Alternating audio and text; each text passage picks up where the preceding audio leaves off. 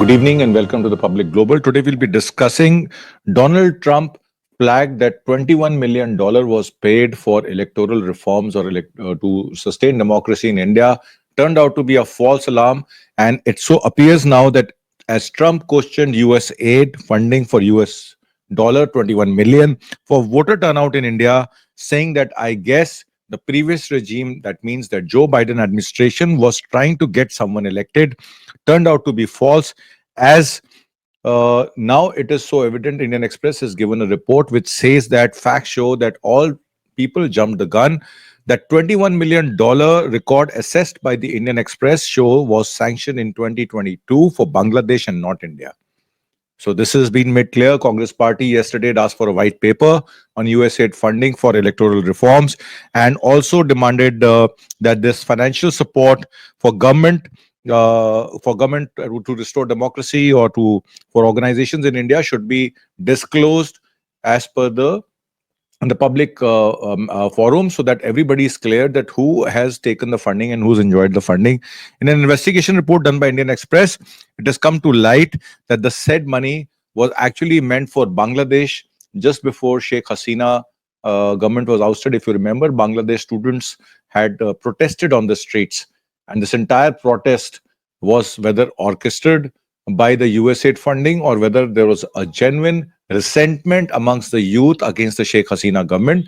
That possibly will need now probity, will need investigation, that why did it happen and how did it happen. But as of right now, the figures say that of this $13.4 million has already been disbursed ostentatiously for political and civic engagement. And this is what Elon Musk is saying, that among Bangladeshi students in the run-up for January 2024 elections and projects that put a question mark on the integrity of these elections. However, all this happened just 7 months before the Sheikh Hasina government, because Sheikh Hasina was also, through its army and police, was basically trying to, curb the student protests, and rather than talking to them, she was basically trying to silence them down. And there were a lot of, the force was used by the Bangladesh army to curb or curtail the Bangladeshi student protest, and basically it just kind of blew up, and because of which she had to lose. But then in the run-up for election, the said US aid funding was provided through channels. What are all of those channels? We'll be discussing in details about that. Since at the center of the dispute are the two USAID grants on DOG list, which is the Department of Government Efficiency run by Elon Musk, that were channeled via the Consortium for Elections and Political Process Strengthening. We call it CEPPS, Consortium for Elections and Political Process Strengthening, a group based in Washington, D.C., which specializes in complex democracy, rights, and governance program. So basically, America, through its financial arm, USAID, have been interfering in getting governments elected which are preferable for US administration, so that they are able to deal with the government more effectively, do trade and commerce more effectively. So US from time to time in South America, Africa, and this part of Asia have been intervening in Pakistan, Bangladesh, Sri Lankan politics. And through US aid, it does provide funds to organizations which, in the name of restoring democracy and republic, are basically the beneficiaries. Such activity has also happened in India in the past, and now there are proofs that USAID funding was also given to the Modi government, and before that, even Smriti Irani was a UN ambassador for the USAID ambassador, which she admitted that she's been taking.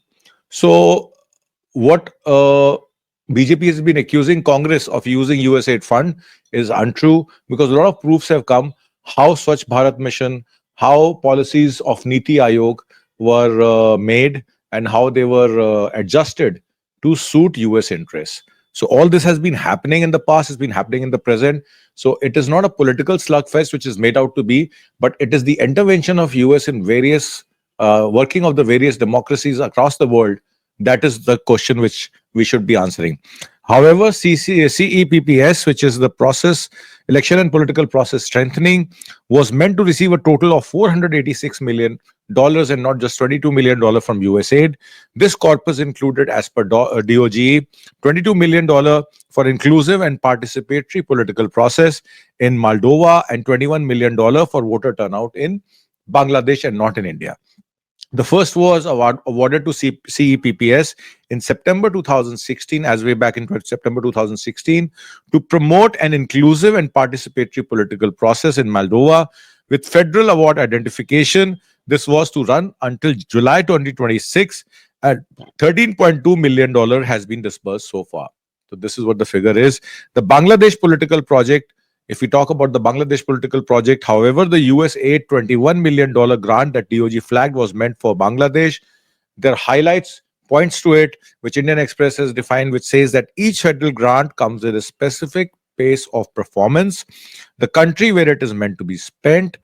According to the official open data source of the US federal spending, there is no USAID funding CEPPS project in India since 2008. So it's ruled out that USAID through CEPPS tried to maneuver or interfere in Indian election process. The only ongoing US aid grant to CEPPS matching the denomination of 21 million, and the purpose of voting was sanctioned with federal award. Identification number is defined in July 22 for US aid. Amar Vote Amar. Amar means my vote is mine. Amar Vote Amar. This is a project for Bangladesh and not India. However, in November 2022, the purpose of this grant was modified to USAID Nagar Citizen Program. A USAID political process advisor in Dhaka confirmed this on social media while on a US visit in December 2024. The USAID funded 21 million CEPPS Nagar project, which I manage, meant to run for 3 years until July 2025. This grant was already spent 13.4 and not $21 million as per the records. Between July 2022 and October 2024, in a gap of 2 years and few months, this $21 million grant was split into 6 subcategories, 2 each for 3 CEPPS member organizations: International Foundation for Electoral System (IFES), International Republican Institute (IRI), and National Democratic Institute (NDI). So these 3 organizations received 2 grants each. Total 6 sub grants were given. IFES, which is International Foundation for Electoral System, is based out of Arlington, Virginia. IRI, which is the International Republic Institute, and NDI, which is the National Democratic Institute, have their headquarters in Washington, D.C. When contacted, an IFES spokesperson declined to comment.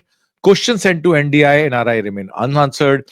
Campaign material and social media posts show how some of these sub-grants were spent in Bangladesh. So this is very clear that these six sub-grants were paid through 3 agencies into Bangladesh to restore democracy, or basically to fund the students' participation in participatory democracy and their agitation at the university and the college levels.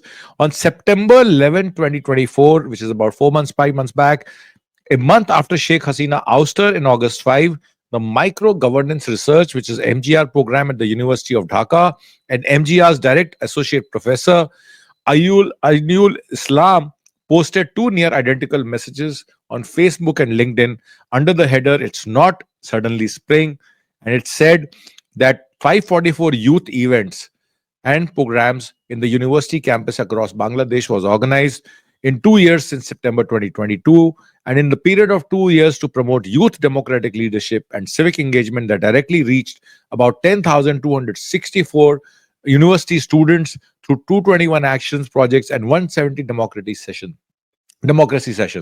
So apparently this money was used to mobilize youth for engaging in democratic leadership and civil unrest or civil uprising, you can say.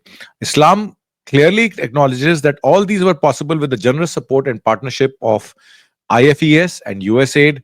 Bangladesh under the Nagar program. Islam is a senior consultant, civic and youth engagement with IFES.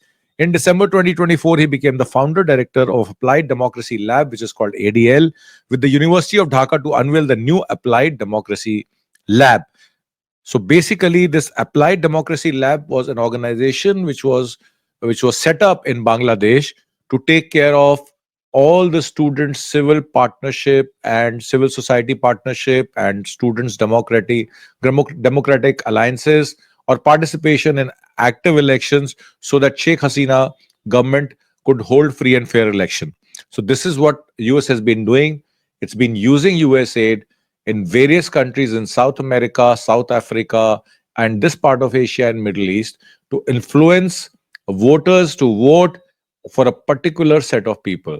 So now Sheikh Hasina stands vindicated, and possibly she will use it to come back and to Bangladesh. And because she will now have a claim that this money was spent to oust her government, it was not the people who wanted her out. It's the US government of Joe Biden that wanted her out. But whatever said and done, whatever Sheikh Hasina did was not acceptable to the Bangladeshi students or a Bangladeshi population, and that's why she was ousted. But sometimes these kind of spring uprising or unrest are basically internationally planned, and it's a trickle down effect. It's a domino effect where governments lose their throne. On the cancellation announced by DOGE, which is the Department of Government Efficiency, run by Elon Musk, he says, Islam says this is a setback, but the lab is within the university setup, which is the ADL lab, and we are hopeful it will continue. Asked about his LinkedIn post on the impact of the USAID Nagar program in setting the stage for Islam, he claims, I played a small role on behalf of IFES, which is one of the subcategory unit which got two grants in creating democratic awareness among students, but the main component of the Nagar program was carried out by the RI, the other wing, and also NDI, which are also member organization of CEPPS that received the fund. However, the buck doesn't stop here. After visiting NDI headquarters in Washington, D.C. on December 2, 2024, USAID political process advisor in Dhaka, Lubain Chaudhry Mausam, in a post on LinkedIn, confirmed that the $21 million USAID commitment, although NDI does not have an in-country presence in Bangladesh, it is one of the three primary partners along with IRI and IFES under the USAID funded 21 million CEPPS Nagarik project. NDI participation in the pre-election assessment mission, which is called for PEAM, and the technical assessment under the CEPS Nagarik project was managed. Mosam did not respond to the request for comment by Indian Express. Reports published by NDI and IRI show that they jointly conducted the PEAM and the TAM, which is the pre-election assessment mission, and the technical assessment under the CEPM Nagarik project in Bangladesh to monitor potential electoral violence conditions before, during, and after the country's January 7, 2024 parliamentary election. However, there's a critique of Awami League, which I must mention in this program.